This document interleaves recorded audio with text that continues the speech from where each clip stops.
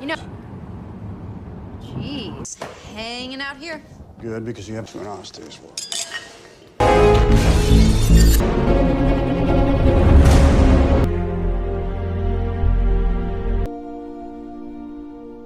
The film opens with a heartwarming scene featuring a man named Paul, who arrives at his film Caitlyn's school to pick her up. As she emerges from the building, her face lights up with joy upon seeing her father.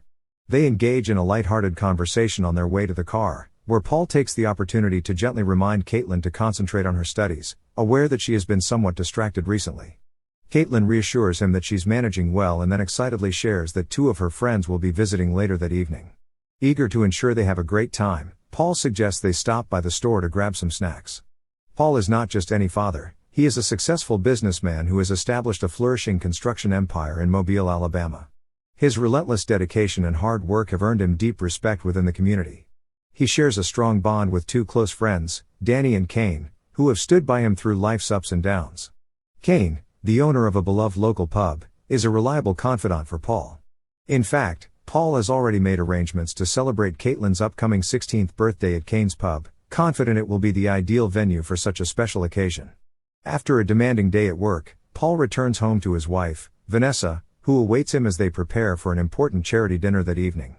With her elegance and poise, Vanessa greets Paul warmly, and they discuss their plans for the night while getting ready. Meanwhile, Caitlyn is in the lounge with her friends Ivan and Mike, unwinding before the evening's festivities. When Paul arrives home, he greets the trio and seamlessly joins their conversation. In a generous gesture, he offers Mike a job at his construction company for the following summer, much to Mike's excitement. Later, Paul discreetly pulls Evan aside in the kitchen to have a more serious discussion. He advises Evan to treat Caitlyn with care, subtly acknowledging Evan's burgeoning interest in his daughter. Rather than being overly protective, Paul encourages Mike to consider asking Caitlyn out, prompting a surprised yet thoughtful response from Mike as he takes Paul's advice to heart. Just then, Vanessa enters the kitchen and playfully reminds everyone to behave while she and Paul attend the charity dinner that evening. After the charity dinner, Vanessa and Paul become acutely aware of the late hour and decide it's time to return home. Just then, Detective St. John from the Mobile PD approaches Paul, his expression grave and unsettling. Taken aback by the unexpected visit, Paul politely suggests that the detective return at a later time, emphasizing that they are in the midst of an important evening. However, Detective St. John remains resolute, his voice firm as he delivers the chilling news: something has happened to Caitlyn. The gravity of his words sends a jolt of fear through both Paul and Vanessa, and they rush home, their hearts pounding with anxiety. Upon their arrival, they are met with a scene of chaos. Furniture is overturned, shards of glass litter the floor, and the front door stands wide open. Inside, they find Ivan and Mike speaking with the police, their faces pale and shaken. As soon as Paul steps into the room, Mike urgently recounts the harrowing events. He explains that he and Ivan were watching TV with Caitlyn when a group of masked men stormed into the house. Despite their best efforts to fend off the intruders, they were outnumbered and quickly overpowered, leaving Caitlyn vulnerable to being taken. A wave of shock and dread washes over Paul at the thought of his daughter in peril. He fights to maintain his composure, but his worry is palpable. Desperate for information, he turns to the police and asks what they know about the situation. Detective St. John steps forward, attempting to offer reassurance amidst the turmoil. He assures Paul and Vanessa that the police will spare no effort in locating Caitlyn and bringing her home safely. The following day, unable to sit idly by while waiting for the authorities, Paul feels an overwhelming urge to take matters into his own hands. He seeks out Mike to gather any details that might aid in Caitlyn's recovery. When he arrives, he asks Mike if he can recall anything about the kidnappers, their faces, voices, or any distinguishing features. However, Mike appears stressed and overwhelmed, shaking his head in frustration as he admits he can't remember anything specific at the moment. Recognizing the pressure Mike is under, Paul takes a deep breath and offers understanding. He hands Mike his phone number, urging him to call if anything comes to mind, no matter how trivial it may seem.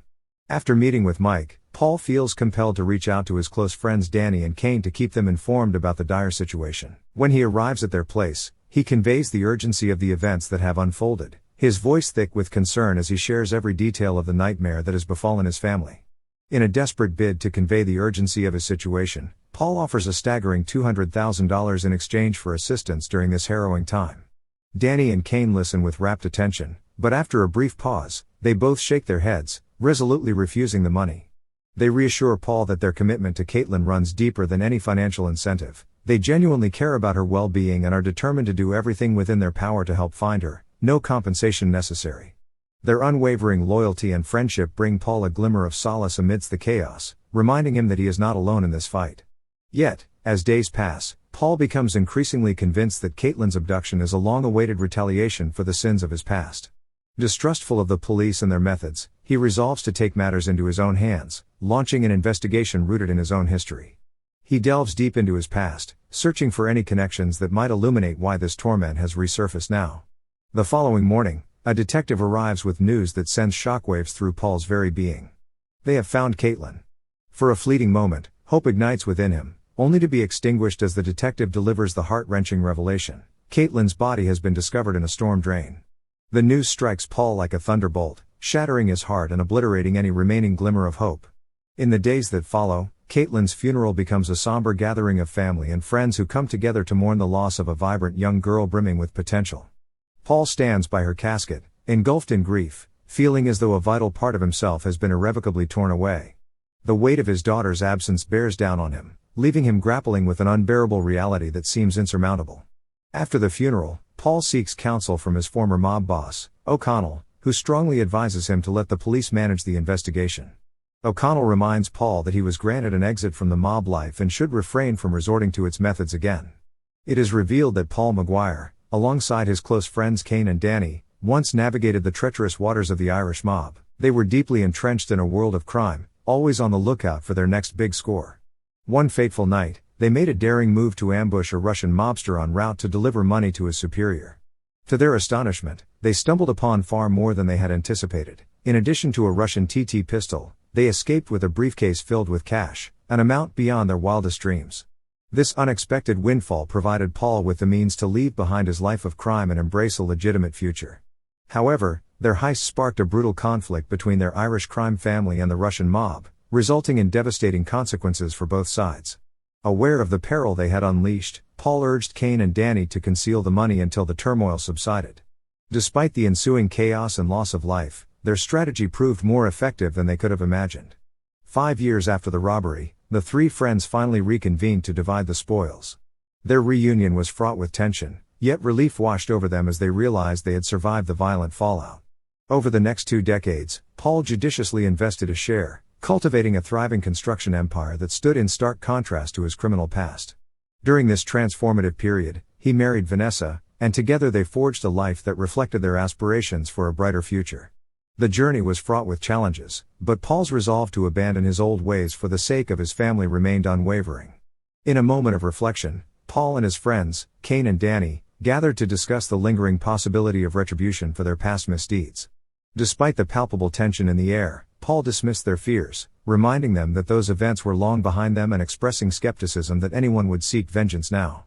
Later, feeling restless, Paul found himself sifting through Vanessa's belongings in her room.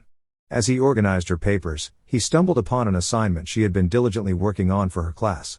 A swell of pride filled him as he recognized her dedication not only to her work but also to their daughter, Caitlyn. Inspired by this moment, Paul resolved to honor Caitlyn's memory by submitting the paper to her teacher, knowing it was a meaningful way to acknowledge his daughter's efforts. Upon arriving at the school, he met with Caitlyn's teacher, who listened intently as Paul shared their story. The teacher accepted the paper with a compassionate expression, clearly moved by the loss of Caitlyn. She praised Caitlyn's commitment as a student and expressed her admiration for her hard work. Leaving the school, Paul felt a sense of solace wash over him, knowing that Caitlyn's contributions would be recognized, even in her absence. After submitting Caitlyn's paper, Paul, along with his friends Kane and Danny, embarked on a relentless quest to uncover anyone connected to Chernov, the notorious mob boss from whom they had stolen money 17 years ago. Driven by the conviction that Chernov is somehow linked to Caitlyn's tragic murder, they resort to intimidation tactics, shaking down and violently confronting anyone who might possess information. Their methods grow increasingly ruthless as they delve deeper into the treacherous criminal underworld. Meanwhile, O'Connell, Paul's former mob boss, implores him to halt this reckless path of violence. He warns Paul that such behavior will only invite greater peril and chaos into their lives. Yet, consumed by grief and fury, Paul dismisses O'Connell's counsel, convinced that he must exact justice for his daughter's death.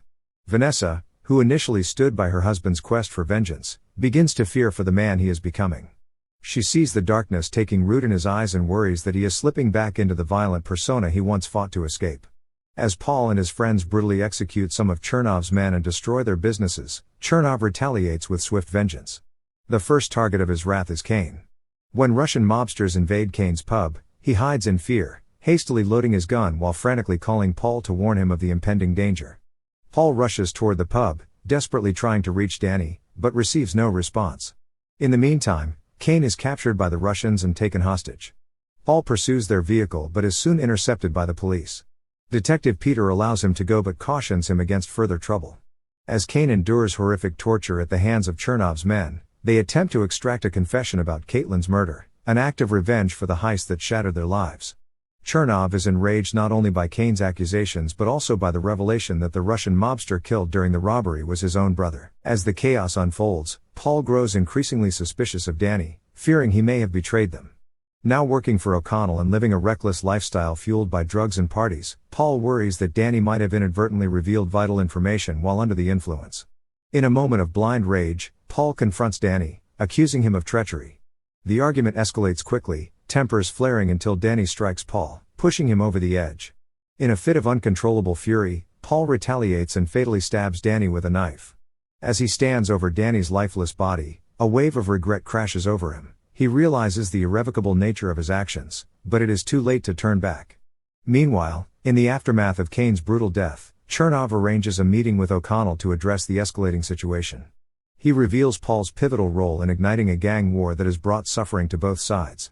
Chernov insists that O'Connell must take responsibility for the chaos unleashed by Paul's actions, setting the stage for an inevitable confrontation that threatens to engulf them all. However, O'Connell remains resolute, dismissing Chernov's claims with a wave of his hand, unwilling to engage in discussions rooted in abstract principles. He asserts with unwavering conviction that he has severed ties with Paul and his associates, refusing to be drawn into the escalating conflict. The atmosphere thickens with tension during their meeting, and it quickly erupts into violence. In the chaotic shootout that ensues, bullets rain down, and when the smoke clears, Chernov stands alone, having ruthlessly eliminated O'Connell and his men. Meanwhile, Paul returns home only to stumble upon a Tokarev pistol concealed in his closet, a haunting relic from the robbery that ignited the gang war years ago. As he examines the weapon, a torrent of memories washes over him, bringing with it a stark realization of how deeply intertwined his past actions are with the present consequences. At the same time, Mike receives a text from Ivan, urging him to meet. When they finally come face to face, Mike offers a hasty apology before making a quick exit. Shortly thereafter, Paul waits for Mike, gripping the Tokarev pistol tightly. When Paul aims the gun at Mike, instinct kicks in, and Mike raises his hands in surrender, pleading for Paul to reconsider. In that moment of desperation, Mike chooses honesty over self-preservation. He divulges the truth of that fateful night, the reckless drinking, the playful handling of guns, and how an accidental shot claimed Caitlyn's life. Overwhelmed by shock, Paul grapples with a whirlwind of emotions but ultimately decides to spare Mike's life, walking away from the painful revelation. Returning home, Paul calls Vanessa, his voice heavy with regret as he reassures her that their troubles will soon come to an end. But as Chernov and his remaining men breach the door of their home, Paul recounts to Vanessa the haunting memory of his first kill, a bar fight that led to his own stabbing. In a moment of despair, he plunges the knife into himself just as armed men storm into the room. The scene culminates in tragedy as Paul is shot and killed. Time passes, and Vanessa arrives home to a heart-wrenching sight, police officers solemnly carrying her husband's lifeless body away, tears streaming down her face as she confronts the devastating reality of their shattered lives. Thank you for watching. If you are new, don't forget to subscribe for more recaps. Until next time, have a nice day.